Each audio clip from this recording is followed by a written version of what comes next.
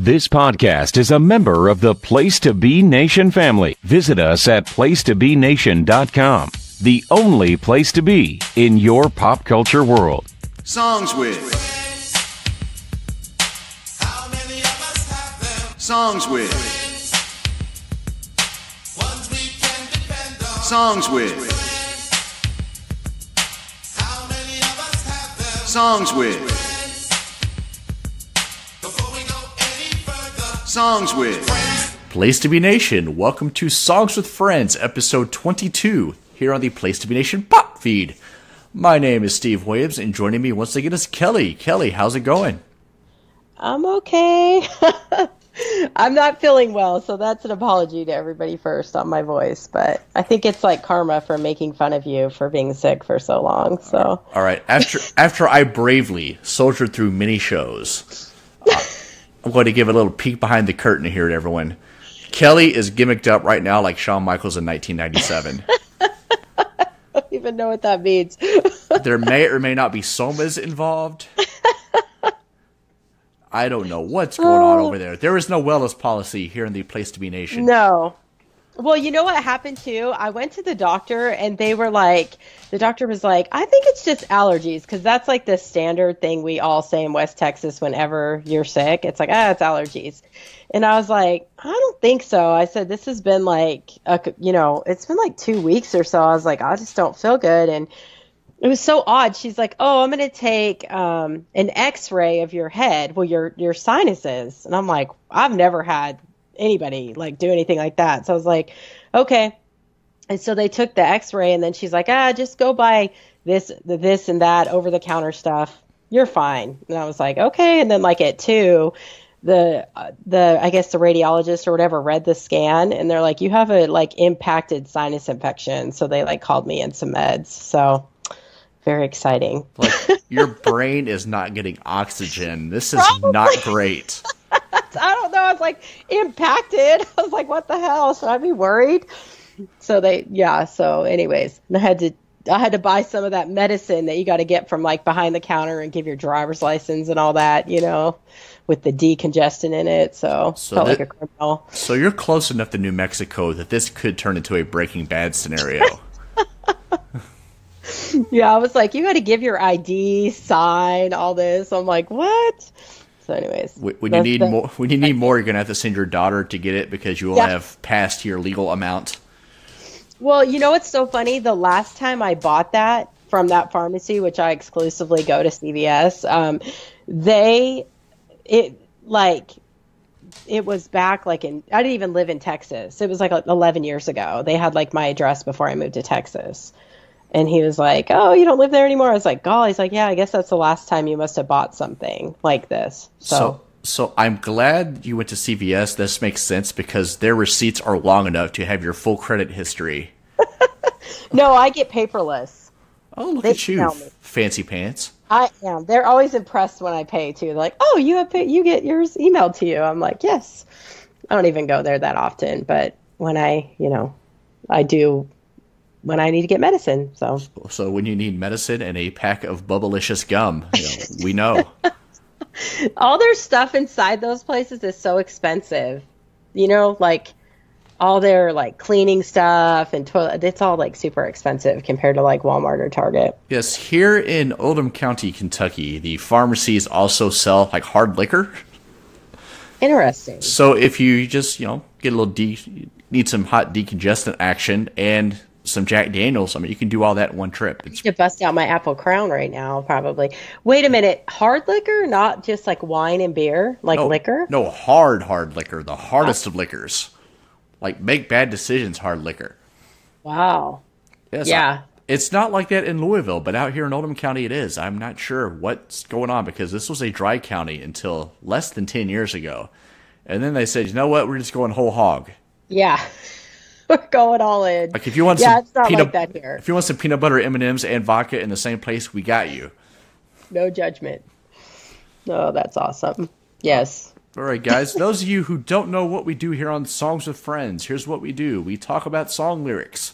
We each pick a song and we break down the lines, the words, the lyrics to try to figure out just what the hell may have been going on with any given song at any given time. We are going to start this week with Kelly's pick. Now, Kelly, did you at any time in the last 2 weeks since we last recorded, did you happen to watch the ECW November to Remember? I know. Well, Kelly, that is a regret you'll never forget. And I did see you tweeted about that, and I was like, I feel like I'm missing out on something, but then I never went further down the rabbit hole like you always do. So I asked this because we are talking about the 1991 song November Rain by Guns N' Roses. This was on the 1991 album Use Your Illusion 1, not to be confused with Use Your Illusion 2, which is just about the most Axl Rose shit you could do. Put out 2 single albums at the end of your genre's popularity and just hope for the best. I think that's probably how he just lives his life, period. Something impressive about this song, a fact I just learned about 15 minutes ago, is that at 8 minutes and, 57 seconds, this is the second longest song on that album. I didn't know that either. Like, how in the hell did they have the balls to say, you know what, November Rain, we've been working on this song for literally 8 years. We're finally going to put it out, but you know what? Let's have a song that's 2 minutes longer on the same album. What's it called? Do you know? I have it right here. Oh. Let me give a little click ski here on the Wikipedia page. And I could tell you that... Coma.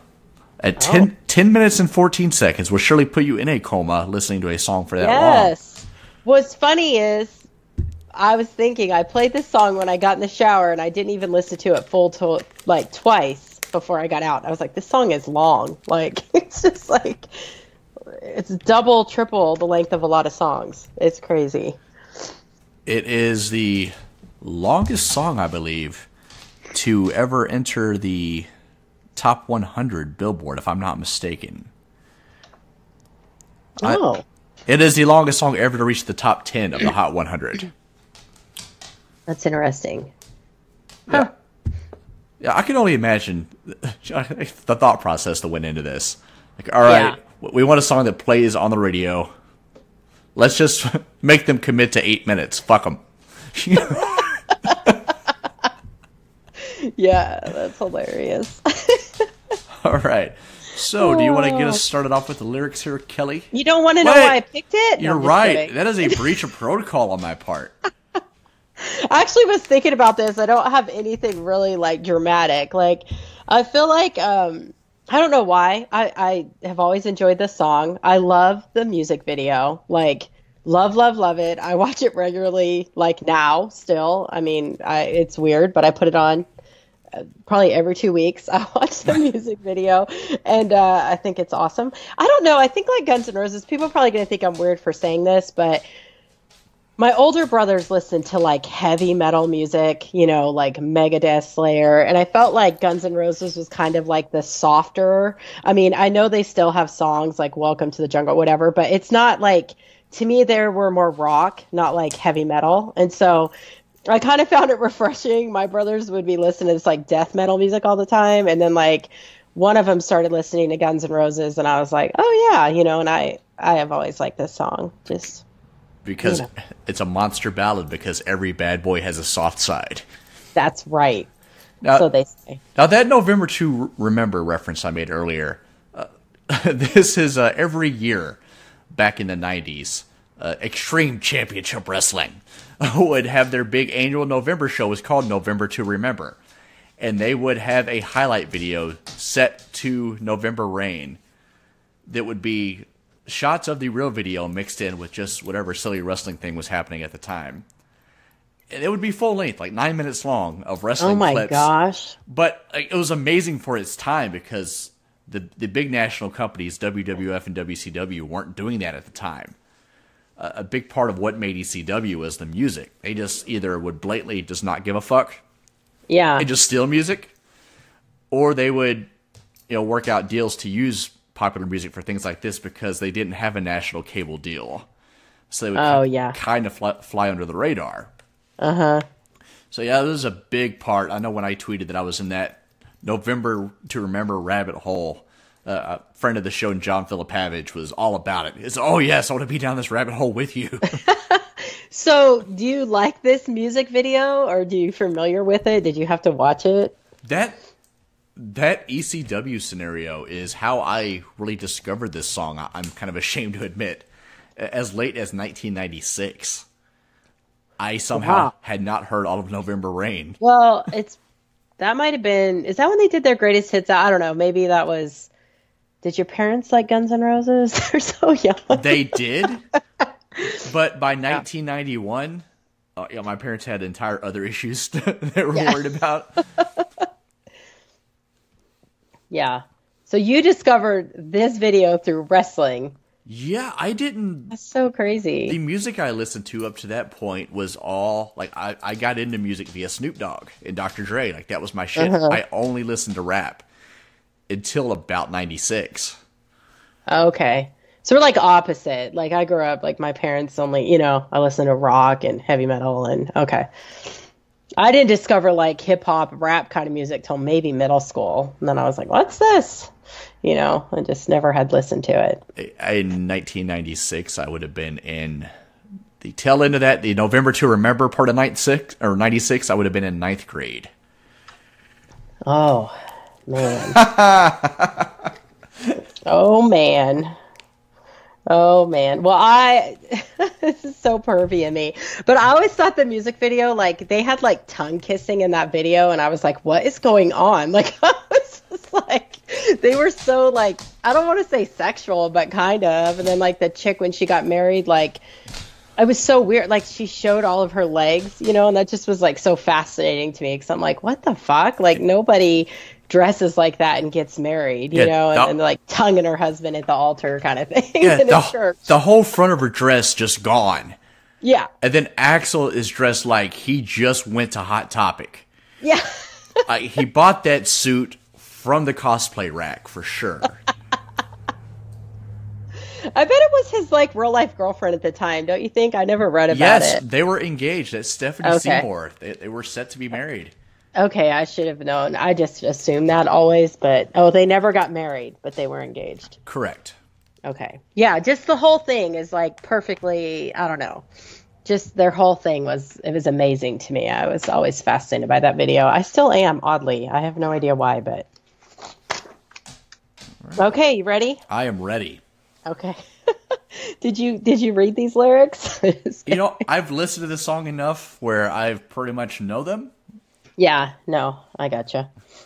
I didn't actually do a lot of prep work on this, and I'll admit to the people here that I do, and you usually probably don't, but I try to actually prepare in some way, but I'm kind of winging it today, so yeah. What I did try to prepare the other day, all that resulted in was me doing that promo video that I'll put on Twitter. I know, you're like, I'm prepping, and then it went down to, your video on Twitter. Oh, yeah, okay, you did good on that. Yeah. If I didn't do it, it would have been a regret I'll never forget. All right, we're going to get started. Okay.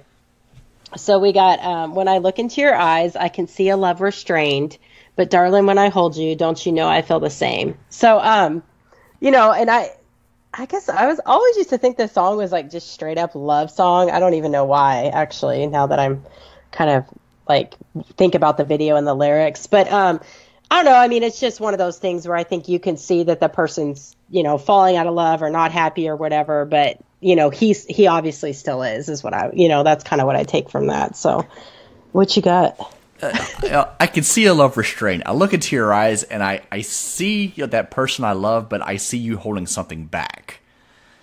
Oh, and then I hold you and I still feel that hesitancy. Maybe he's not wanting to admit to himself quite yet that this relationship is ending. Yeah. Or it could even be like a beginning. I mean, sometimes you can feel like someone's just not in it the same way you are, like that would feel kind of like from the start, but like people do, they wait around and hope that it like changes, like, I don't know. I have that with a lot of my girlfriends. So, all right. You good there? I am good. I'm going to be cutting you off and everything with this medicine head. Okay, so we got, 'cause nothing lasts forever, and we both know hearts can change. and it's hard to hold a candle in the cold November rain. So I kind of used to always think, like, when I heard that on the song, like, because nothing lasts forever and we both know hearts can change, I was like, that's so cynical and sad, because I used to, when I was like growing up, really measured like a relationship based on like how long two people were together, because my grandparents are like still together, still happy. And I always thought like time was over everything, you know? And so I always found that to be just sad, you know, to think that, you know, nothing, the idea that nothing does last forever and people change, you know. And when I was young, I found that so heartbreaking. Now I realize that that's just like part of life. So, I don't know. And then in the cold November rain, again, that to me is just him not getting returned love. You know, it's hard to hold a candle. That's what you got. All right. Well, you know, we both know hearts can change. Oh, Chris Rock, I think it was, had a great bit where he's like, all right, I'm not only saying that I love you now, but I'm betting half my stuff that I'm going to love who you are in 30 years. You know, it's almost a ridiculous premise when you really think about it. Oh, yeah. You know, it's a gamble, really. Yeah. But, you know, that is true. You know, you're hopefully not the same person at 22 that you are at 32, that you are at 42. And hopefully you're growing together in ways that are beneficial. But sometimes people grow and change apart in harmful ways. Yeah. It's hard to hold a candle in the cold November rain. To me, this is a metaphor for trying to keep something going in an impossible circumstance. Imagine you're outside Thanksgiving weekend in a damn thunderstorm, and you're trying to keep this candle lit. You know, it's not going to happen for you. And that is him fighting to keep this relationship going. Yeah. That's good, Steve. I'm going to give it to you. Something of a poet. Yes. For even bringing in Thanksgiving. All right. No, that's good. Okay, so then we've been through this such a long, long time just trying to kill the pain. I'm just going to read the next part too. But lovers always come and lovers always go, and no one's really sure who's letting go today, walking away. And so I think kind of that first part, you know, just, I mean, obviously when you're going through that, obviously they've been together for a long time and they're just trying to get through it, in my opinion, or it's like slowly burning out. But I don't know, that thing about lovers always come and lovers always go. I always think about that. I don't even know why, but I'm thinking like lover in a sense of like, I don't know if he means just like an actual lover or like a partner, which is kind of like a different thing to me, you know, because if you're just like having sex with people and that's it, like, you know, they can come and go, or maybe just because I'm a chick, I'm a more emotional. It's probably being a girl or being me. I shouldn't speak for all women, but I don't know. It's kind of weird. That whole part's kind of weird to me, what you got. Now, my listing of the lyrics says love is always coming and love is always going, as opposed to lovers. So I'm not 100% sure which is correct, but I look at this as, especially in that celebrity world, you do hear about these people breaking up and moving on all the time. Yeah. So in Axl Rose's world, by this point, you know, Guns N' Roses had been a big act for 4 years. You know, here he is dating the supermodel now. You know, who knows who he was dating right before or right after that. It was turbulent. Yeah. Love is always coming. Love is always going. No one's really sure who's letting go today and walking away. It's a lot of uncertainty in his love life. Yeah. You know what? That's so weird that you bring that up, though. Sorry. I'm getting like mixed things on the internet where I printed this from. And then other sites, some say love, some say lovers.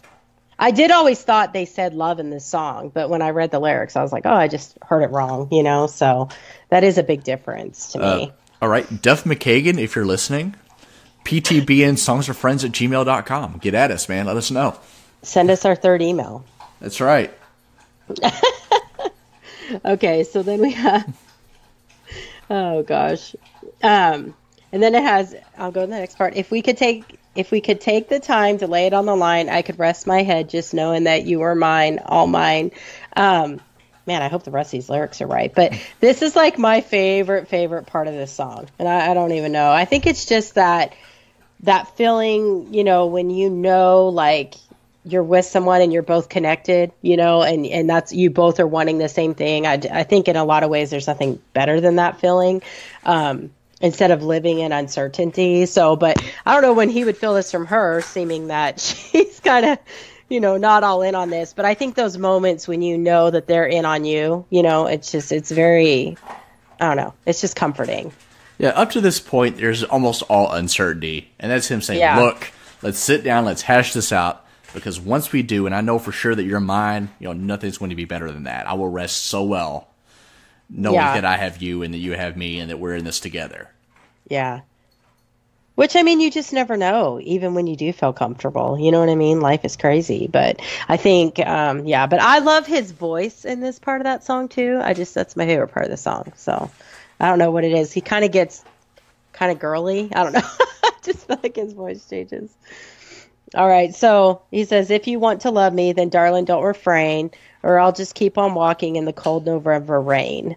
So, I mean, to me here, he's just trying to, love me. That's what I want from you. So please love me and be all in on this, or just let me go kind of thing. So what you got? Yep. That checks out. Checks out. No arguing. No banter on that. I will concede. No banter. All right, so then we have, do you need some time on your own? Do you need some time all alone? Everybody needs some time on their own. Don't you know you need some time all alone? It's like, okay. So, it's weird because I feel like, I don't know, it's a weird thing to me. Because I feel like it's very important to be comfortable being alone and spending time alone. Not even just, like, even if you're in a relationship. Like, I still think it's totally healthy to, like, do your own thing, have time to yourself. And I think that, like, when I was growing up, my parents were always together, always together. I mean, if my mom was going to go to, like, a dinner with a bunch of people and my dad got sick, she wouldn't go. She'd be like, oh, no, I'm staying home, so, and it wasn't, like, in a controlling way. My mom would just always be like, your dad's my best friend. I don't want to be there if he's not there kind of thing. And it was just, so, like, I grew up thinking was normal, I guess. And then, like, as I grew up, I was like, that you don't have to do everything that person's doing, and they don't have to do everything you're doing. I think it's very healthy to do things on your own. But for whatever reason, they just didn't need that, probably for reasons I wouldn't know, obviously. But it's kind of interesting because I think everyone's just different when it comes to that, Yeah, to me, this is, up to this point, he's realizing the relationship is deteriorating. He makes an impassioned plea, please, let's just sit us down and get this together. And then he's realizing, like, he's holding on too tight. He's suffocating. So part of it is him telling her that she may need some time on her own. But I think part of it is convincing himself that it would be best for her to be alone. And almost like thinking out loud. Like, don't you know you need some time all alone? Everybody needs time alone. It's just a little bit of a ramble here. Yeah. It's like when you work yourself into a corner and you're trying to get out of it. You know what? This is good. Be alone. Figure stuff out. Well, when you don't have a choice sometimes, you just got to deal with it. So you got to try to talk yourself into it.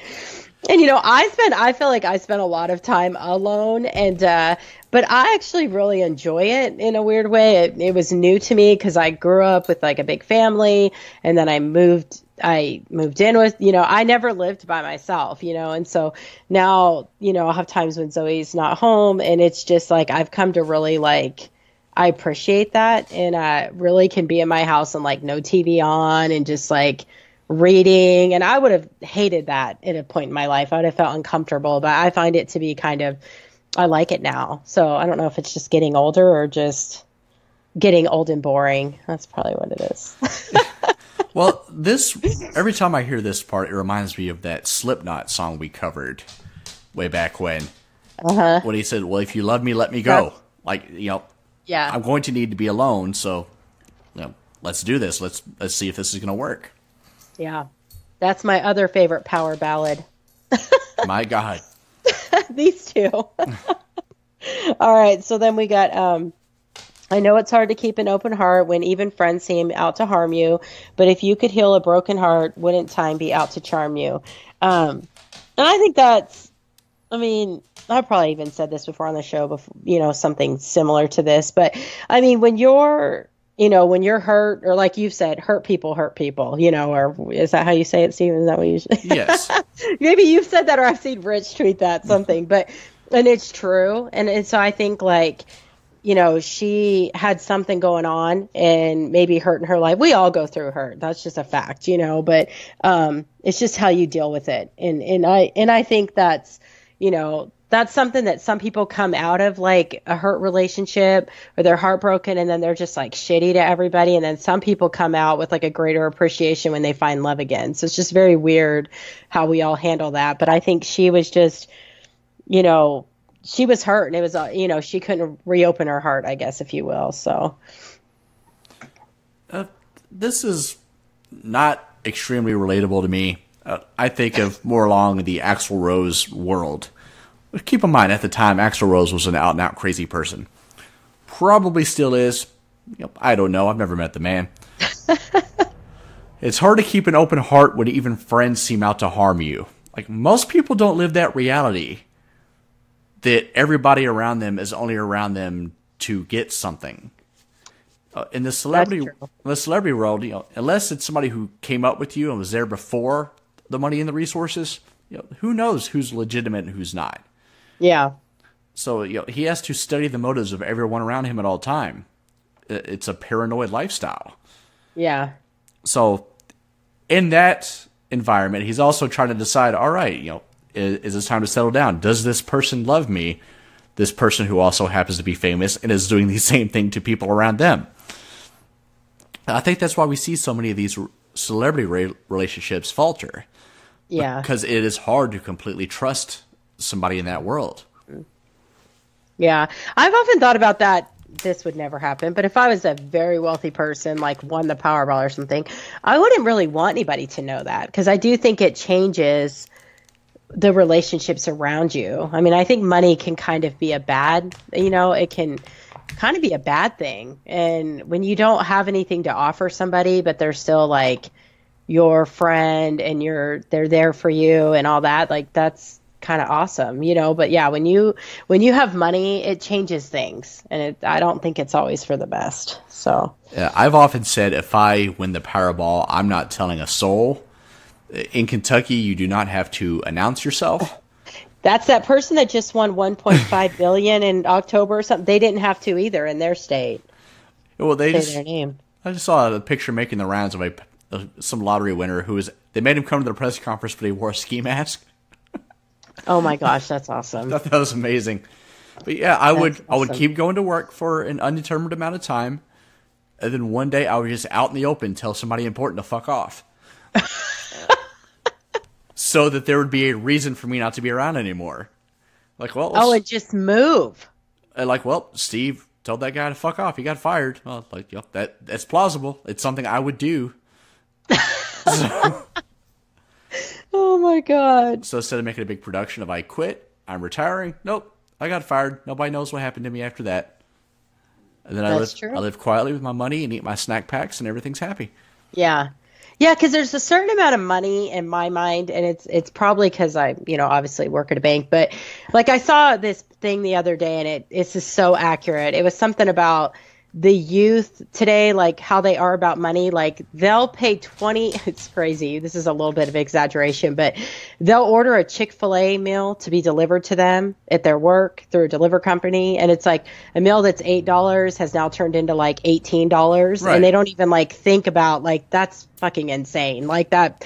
And they come in the bank and they're mad at me because they have all these like, and I'm just like, if you are paying someone $10 extra to bring you fast food, like that's crazy. Like I'm a grown up that has a good job and I wouldn't do that. Like there's been days at work I'm like, I can't go get any food. I don't have anything to eat. I'm like, there's still no way that I'm going to spend $18 on an $8 meal, and it's just crazy how some people are. But there's a certain amount of money to me that if I had, I would not be working for like another company, because I'm not going to take someone's bullshit, just like, but really like even $500,000, it's not that much money. You know what I mean? Like you win $5 million. It depends how you live your life, and that's a lot of it. Like, I was reading the other day, like not to get too football, but obviously I'm a Steelers fan, and there's this whole Antonio Brown thing going on. And he said something like, I have $30 million in the bank. And like, I watch that guy, or I used to. I unfollowed him on everything because I'm petty about my team. I'm a fan of my team, not players. And so, anyways, and so he lives crazy. Like, he's gonna run out of money. You know what I'm saying? Like, he's the kind of person. His house is like crazy and pillars, and like he probably is gonna blow through $30 million really quick. Like and that is wild in my mind. I'm like, I couldn't imagine ever spending $30 million, but he will. No, I bet he'll be broke. I would have to put my mind to it. Oh, yeah. I couldn't imagine what I would have to buy. Just stupid shit, like an army of llamas. Like, I'd have to just intentionally blow money. I'm so cheap. And like the other day, Zoe needed a shirt for school, and she was like, "Oh, can we go to Target for a picture day?" And I was like, "Let's look over here." And she's like, "Mom, I'm going to go to the clearance rack first." And I legit like wanted to cry because I was like, "Oh, that's my kid." Because I was like, yes, because that's like, really, even if you have the money to do certain things, it doesn't mean you should do them, So Right. I was like, oh, and she ended up finding one there. And I was like, oh, I spent $10 versus probably 25, and that felt like a win, So it's the little things. Absolutely. All right. We'll get back on track here. Where are we at? This is a repeat. And then he has when your fears subside. Wait, hold up just a Oh, minute. wait. Is it not? There's a slight shift here. On the previous stanza, it was, do you need some time on your own? And now it's the same Oh, situation. yes. Sometimes I'm so I sorry. need some time. He has gone from projecting now to claiming ownership of it. Let me read it. I'm sorry. Yeah, see, this medicine is kicking in. Okay, sometimes I need some time on my own. Sometimes I need some time all alone. And then the next part's the same, right? Everybody Yes. needs some time on their own. Don't you know you need some time all alone? Well, I obviously missed that. So what were you going to say, Steve? Go ahead. He's projecting. Yeah, before it was, you need your time, you need your space. Now he's like, you know what? Maybe I'm too close. Maybe I need my time. Maybe I need to be alone and figure myself out instead of pursuing this person who may or may not actually want me. Yes. Yeah. It's like maybe he's being fake about it, but there is something empowering. I feel like when you get to the point where you're also like not wanting to be with that person either, something kind of empowering. So, okay. Then we'll go to the next part. When your fears subside and shadows still remain. I kind of don't know how I should read this. I'm sorry. Oh, yeah. I know that you can love me when there's no one left to blame. Stop it.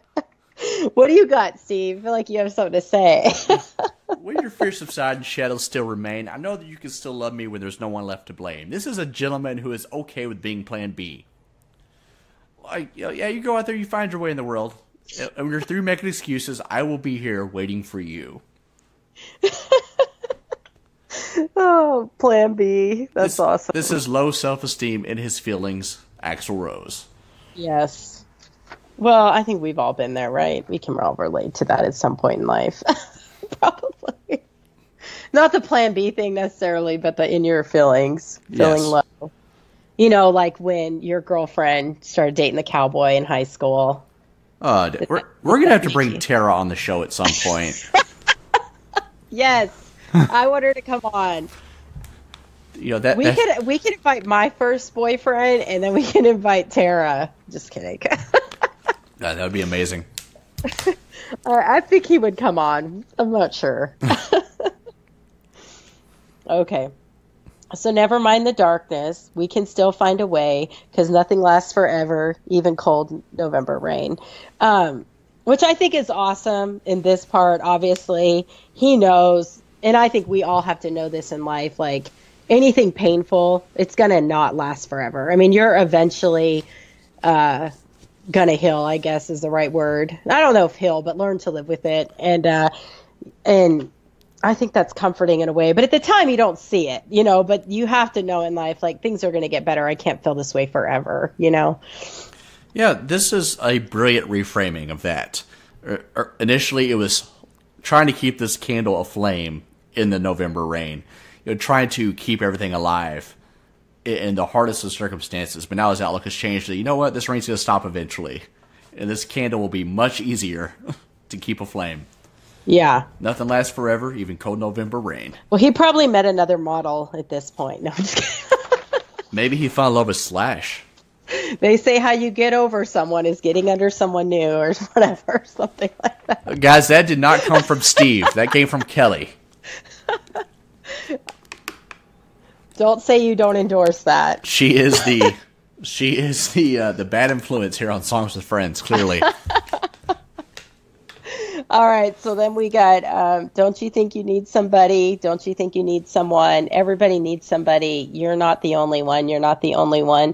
And he says this several times. Yes. This is the end of the song, which is kind of weird because I feel like he's going from that transition. I think what happens a lot of times when you're suffering like a loss or heartache or whatever, you get in that mindset of like, I don't fucking need anybody, you know, but at the end of the day, like we all need people, somebody, you know, and it's very hard. Like, I don't know how people go through life, and I'm not even talking romantic, just people, you know, and, I can't imagine just going through life and not having like people on my side or whatever. And there are some people that are like that, you know, or that I meet that are like, I've never really felt like I've had good friends or I didn't have a good family. And I'm like, oh, that is like heartbreaking because I feel very lucky in both those areas. So. All right. To me, this is, you know, he's made peace with the relationship ending, but now he's by himself. And this is almost like an internal dialogue. Don't you think that you need somebody? Everybody needs somebody. It's almost like a haunting cadence to the words in the song. You know, the whole tempo of the song changes. And don't you think that you need somebody? You know, it's almost... It's like Megadeth he starts getting on. Yes, you're not the only one, you motherfucker. You get out there, you find love. I'm tired of sitting here in this big-ass mansion. All right, well, I think that puts a nice little bow on November Rain. I don't even know why I like this song so much, but it's absolutely on like a regular play of my life forever. And I contend that this song, I mean, you know, I poke fun here on the show, but this is absolutely a fantastic song. And the kind of composition you really don't get in most pop music. Yeah. So, yeah. Axl outdid himself here. It said he worked on the song, you know, as far back as 1983. Are you serious? Yeah, and there are different versions of the recording, and you know, throughout that way, there's a live version of like 86, like an acoustic version at some point. I need to hear that. Some 18-minute recording they have of it before they settled on this 8-minute version. It's crazy. What kind of drugs must have been happening during the 18-minute attempt? That's wild. All the cocaine. All the cocaine. This was the 80s. All that Aquanet was in the air, fucking up the atmosphere. Oh, it's amazing. It's amazing. All right, guys. Well, we are going to take a short break, get a word from JT and Chad, and we'll be right back with more Songs with Friends. Promotional consideration paid for by the following. Place to Be Nations, JT Rosero and Chad Campbell here. We want to let you know that we have over 24 podcasts available on iTunes, Stitcher, Google Play, and PlaceToBeNation.com. We now offer them to you on 2 great feeds.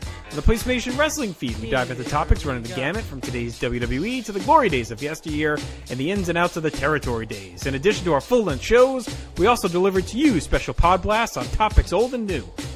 The Place to Be Nation Pop feed is a veritable treasure trove of great content. Offer tremendous shows covering the land of movies, television, life, comics, and sports, brought to you by the most knowledgeable and insightful folks in the podcast world. You can find all of these current shows, plus archives of our previous podcasts over the past 8 years as well, by subscribing to our feeds on iTunes. And while there, be sure to rate and leave feedback as well.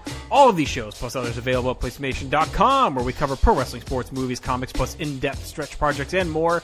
Be sure to support our site by using www.placetobenation.com/Amazon while doing your online shopping. And be sure to join us at our forum at bigelow34.proboards.com for all sorts of wrestling, sports, and pop culture discussion each and every day, where you can make your voice heard. We also want to thank our friends at Bonehead's Wing Bar, ProWrestlingOnly.com, and TheHistoryOfWrestling.com. Be sure to follow us on Facebook, Twitter, Instagram, and Tumblr as well. PlaceToBeNation.com, the only place to be in your pop culture world. And welcome back to the second half of episode 22 of Songs with Friends here on the Place to Be Nation Pop feed. And speaking of the Place to Be Nation Pop feed, we've had a busy week here on the feed with a little bit of something for everyone. On the Marvel Age podcast, we had the Sarcastic Four covering the second half of 1969. And then on the Marvel Age Masterclass with Ben Morse, Todd Weber joined him to recap the first half of 1969. We also had the premiere episode of Laugh in Theater with Scott Criscolo and Andy Atherton for a live watch of the legendary classic Caddyshack. Kelly, have you ever seen Caddyshack? I have. Dude, I have not. I know there's a gopher and there's Bill Murray. You haven't? No, so I need to do my homework and listen to the show. Yes, for sure. I haven't seen it in a long time, but I've seen it.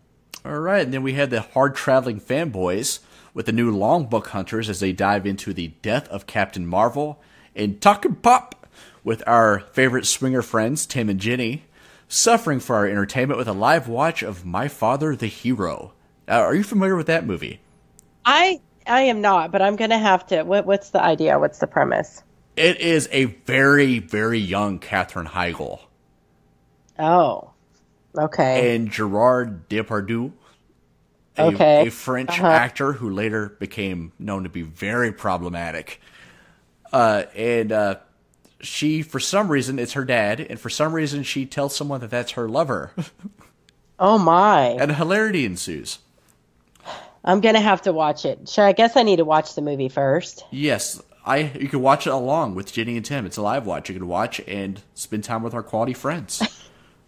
Awesome. And then over on the Place to Be Nation wrestling feed, JT and Chad returned with a new Wrestling Warzone podcast as they dug into 1995, December 11th, television, including the Go Home Raw before In Your House number 5, which was the infamous British Bulldog Bret Hart 5-alarm blade job match.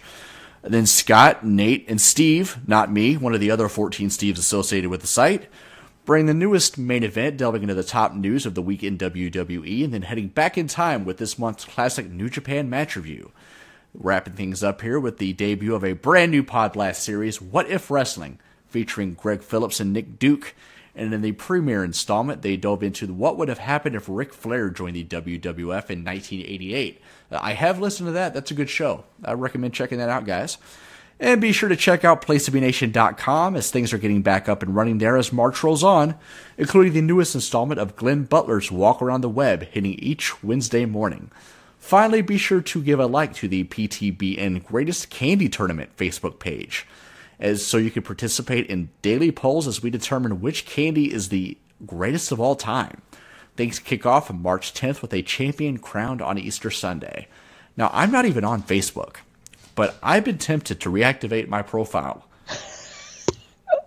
So if anybody, I have to get on there and vote, for sure. If anybody knows anything about me, I'm a candy-loving son of a bitch.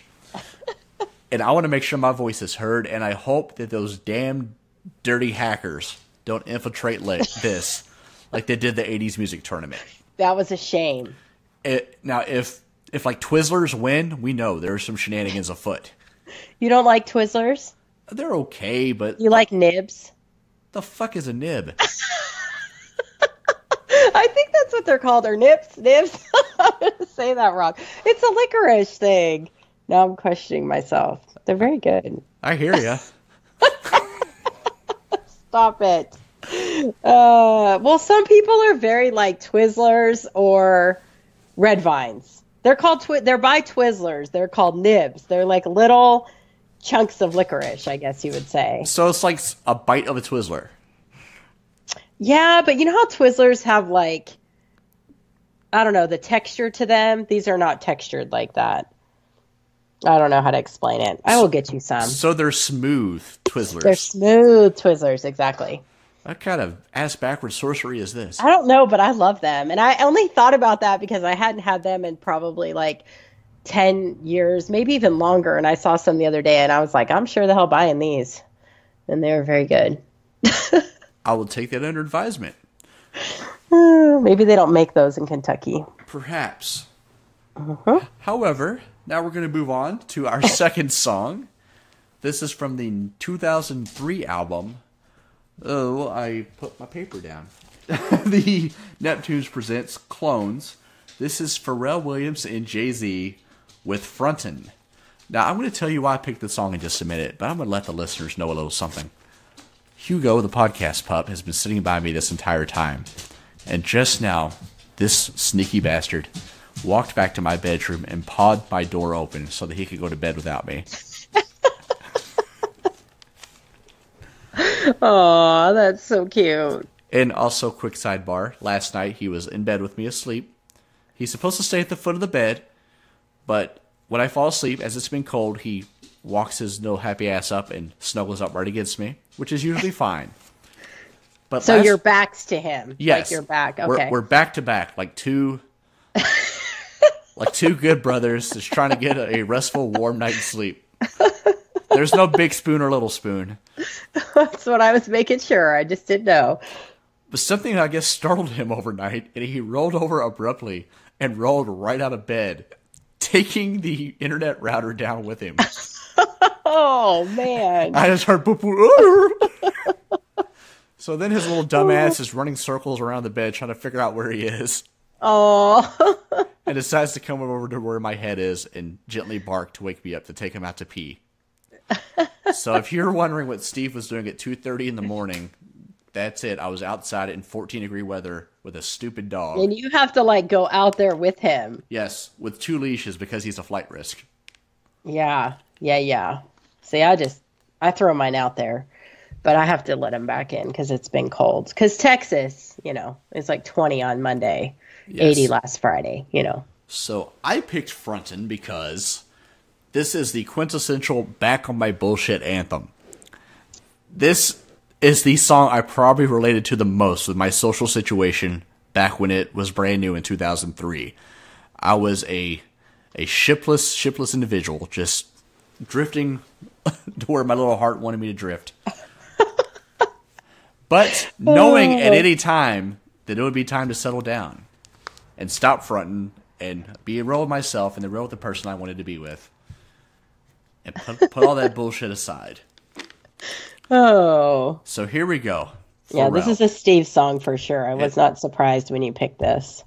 He starts with, now in this video, he is in a house party type situation. Oh my gosh. A very bizarre house party. Yes, like a skate. They have like a skate. What do you call that? Not a ramp, like a half Half pipe. They have like the girls are. It's so weird to me though because it's more like exposing like stomachs than like ass. I don't know. I just noticed that. Yes, Like, I they're felt like- they're very pretty girls, but by today's standards, dressed rather conservatively. Yes. They're Yes, like- showing midriff, but that's really it. Yeah, like there's no. I don't even think there was like much cleavage, no ass hanging out. It was No. like and I think he's sort of like I don't know why, but I feel like he's just like a good guy for some reason, and I feel like he's. I don't know. I haven't seen a lot of his music videos, but it didn't really surprise me either. And like because what year was this? 2003. Yes. I mean, he clearly could have been showing some stuff, but they weren't. So. This was a year after Nelly was telling everyone to take off all their clothes on the radio. Yeah. Right. Okay. Yeah. So he approaches this gal, this very pretty gal with a little goofy sideways hat and her pretty friend too. And he says, "I don't want to sound full of myself or rude, but you ain't looking at no other dudes because you love me." Like, oh man, he's opening with the big guns here. Like, look, I know you're not looking at them because I'm here. It's cool. Admit it to yourself. Let's get that out of the way. I'm the shit, and I know it. Well, there is something very like, I don't know how to, I don't want to say like, because confident and cocky are kind of two different deals, but that can be funny. You know what I mean? Like someone comes up and says that's like a good icebreaker that would probably make, like me, I'd probably laugh at something like that. This is Ron Burgundy saying, I'm kind of a big deal. Yeah. It's like he believes it, but at the same time, it's a little bit of a wink to it. Like, haha. Yeah. Yeah. Exactly. And I love these little weird interjections where it's also Pharrell's voice coming in from the side. I'm sorry, but I'm so sexy. Yes. Yes. He's very like talented. Yeah. So you think about a chance, you find yourself trying to do my dance, maybe because you love me.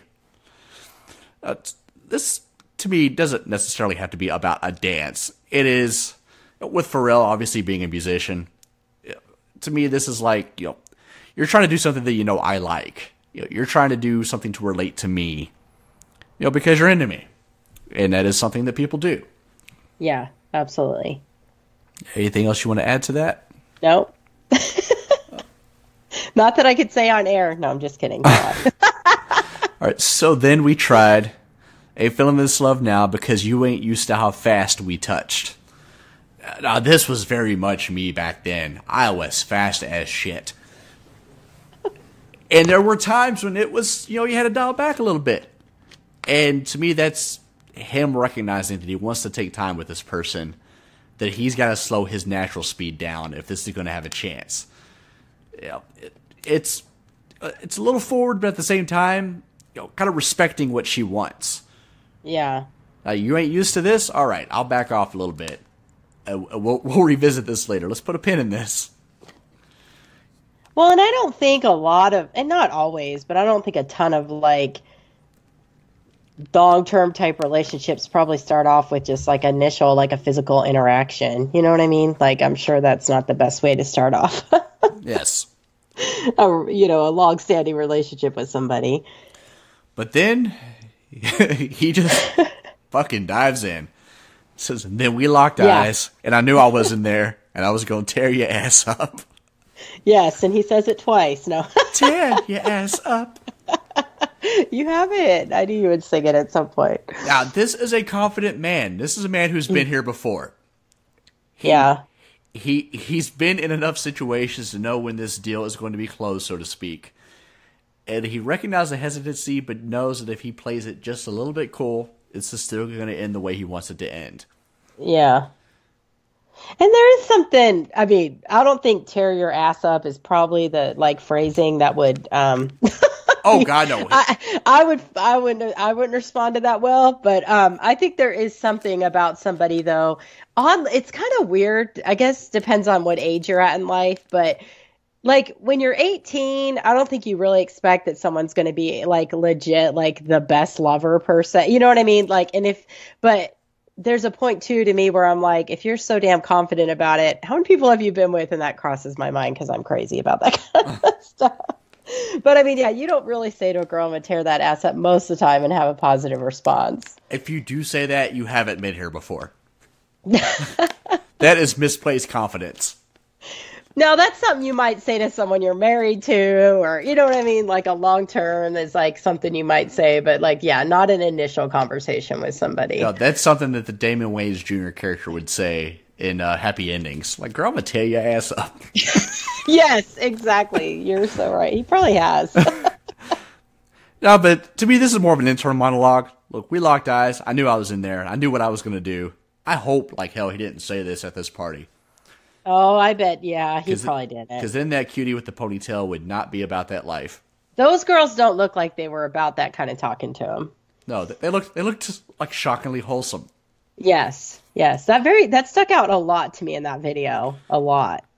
I meant to actually look up what the main love interest, if she's done anything else, because she was a beautiful woman. She was. Strikingly so. Yeah. And she wasn't ringing any bells. This has been, 16 years now. So surely she'd have turned up in something if she actually made a career of this. Oh, here's an article. Model from Pharrell's 2003 video is still beautiful. No shit. Water's still wet. Big's still angry on the internet. Oh, gosh. Don't bring us into that, Steve. Yeah, I don't see anything. Well, we'll look into that later, but that's interesting. Okay. All right. That's, that may be for the Patreon. All right, guys. Moving on here. It says, I know that I'm carrying on. This is right after he says, I knew I was in there. I was going to tear your ass up. He's taking a step back. I know that I'm carrying on. Never mind if I'm showing off. I was just fronting. You know I want you, babe. I'm ready to bet it all, unless you don't care at all. But you know I want you. You should stop fronting, babe. So this is, recognizing that he's being a damn buffoon in this place. Yeah. But he's back on his bullshit. Like I said, he's in that zone, that bravado where he feels like he could do no wrong. While at the same time kind of hedges his bet, saying, I'm ready to go all in on you, unless you don't care. But I do want you. A little bit of, just enough indecisiveness there. Playing this, that's going to make someone jump at you a little bit when you're a little bit hesitant. It's that I love you, just kidding, or maybe not. Yeah. It's dipping the toes in. Committing to it, but not telling them blatantly you're committing to it. Yeah, exactly. However, we have a wrinkle here. You're trying to be the best girlfriend you could be, but still you sneak and look at me, and girl, I love it. Oh. So she's with somebody else. And Pharrell doesn't give a damn. He's going in anyway. He's like, look, I don't see too many super cute girls here with ponytails and baseball hats turned to the side with just a little bit of belly button showing at my party. I gotta know more about you. Oh, you're with somebody? Cool. Where is he? He's not here? Fuck him. This was like the other side of the Dilemma song. No, I'm just kidding. But the Dilemma song came up. Like, we're gonna end up doing Dilemma, I'm sure, at some point. It's a song that I love. I'm sorry to hear that. I know. Video and all, so just wait. I'm sorry. Go ahead. It's all good. So then you give your other girl a shove. Tell her you go. Now, I think this lyric is actually wrong. Tell her you go palm her ass like it was. I don't think that's right. I don't think she's palming her girlfriend's ass.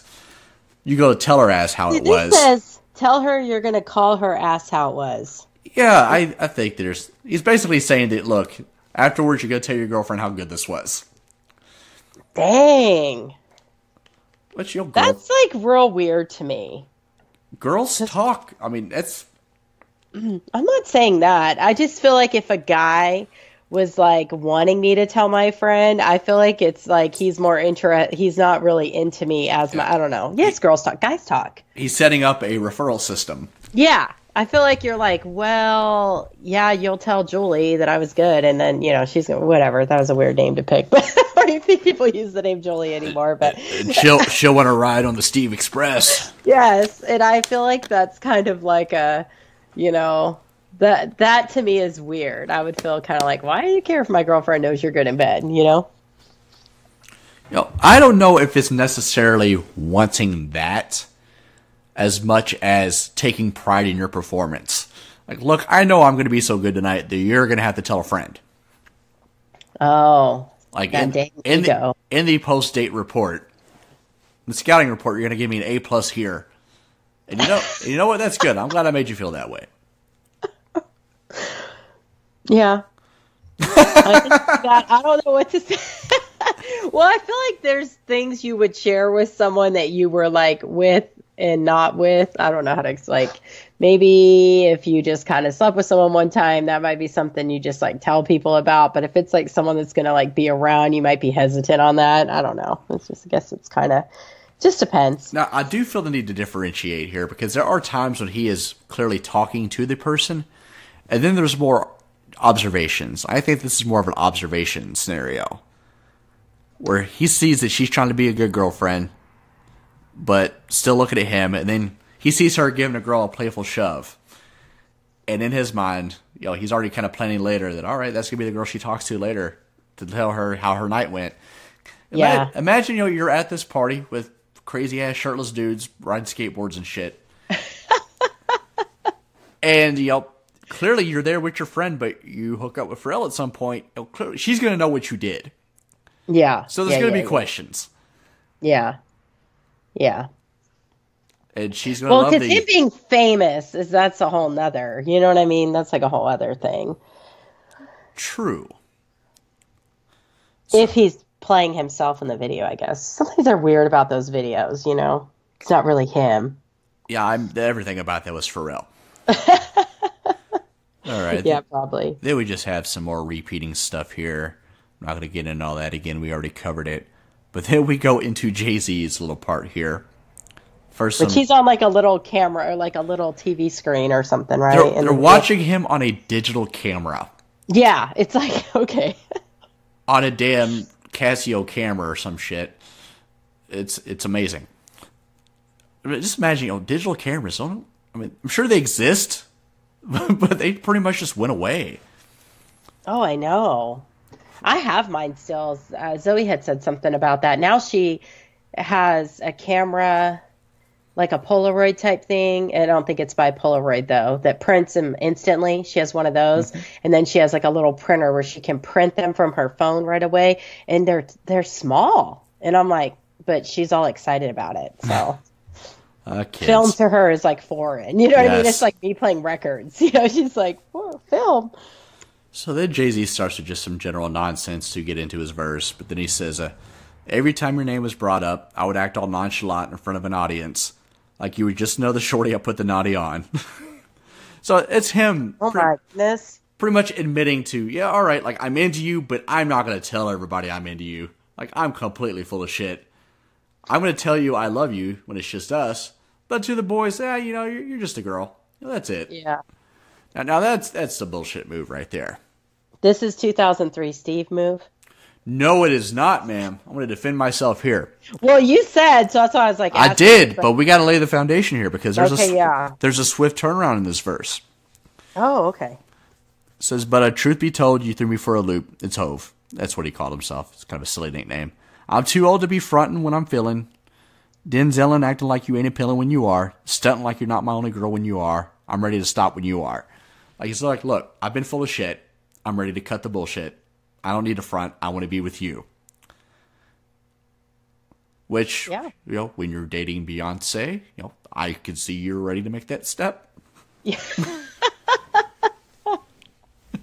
Yeah, when you're, then it's, of course. There's no up from there in life. Yeah, like, this is about the time that became public.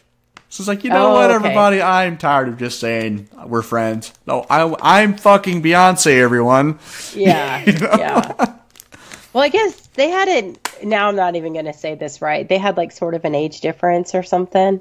Yes. People forget, like, she got famous. She was 16, 17 years old. Yeah, that's what I was going to say. She was very young when they got together. She is, I think, a year older than me, maybe 2. So she would have been like 21, 22 years old at this time. Okay. And he's in his mid to late 30s. Okay. Well, but, you know, it's still, I just remember that being a thing. Like, oh my goodness. But yeah, Beyonce is about as good as it gets, or it was at the time for Jay-Z. So absolutely. And then we just kind of repeat some of the same stuff. You know, I want you. You should stop fronting, babe. So, man, classic bravado, bullshit, bluster. Finally settling down, admitting to himself and admitting to the woman that he is ready to settle down. That he is ready. Hopefully, he didn't take her through too much bullshit to get to that. You know, I like to think they spent the rest of their day on that half pipe. Doing cool tricks. I'm sorry. I guess I had never seen that video, and that really threw me in the video when I came in. I was like, what is going on? And then it just was a very strange, I don't know. That video was interesting. Very Pharrell Neptune's culture. A lot of skate iconography is used with them. Okay. And I don't know a lot about him. I do know a lot of his music, but I don't know a lot about him otherwise, as far as videos and things. All right, guys, I'm not going to lie to you here. I'm not going to front. Next week, my song will go first, but I haven't picked one yet. So I'm going to pitch to Kelly. Kelly, tell us what song we're going to do. You don't have a song picked? I'll come up with one in the next 10 seconds. I have not thought about it till just now. We are going to do a Red Hot Chili Pepper song. Hard to Concentrate, it's called. Hard to Concentrate. All right. And just to pull this completely out of my ass, because I have nothing. You don't have a list? I have my whole list right here. This is private. No one can see it, but I have a list here. We are going to go with The Temptations, Just My Imagination Running Away With Me. Oh, wow. Hell yeah. I think that's the oldest song we've done. Probably. I need to bust out something like that something older. I'm tending to stick to the songs of like my prime of life. All right, guys. If you want to send us an email, go to ptbnsongsofriends@gmail.com. I recently got promoted at my job, so I will have more time in the office to read emails. Hint, hint. I'm going to send you an email, Steve. And you can follow the show's Twitter at PTBN_songs. For Kelly, this is Steve, and we will try to do better next time.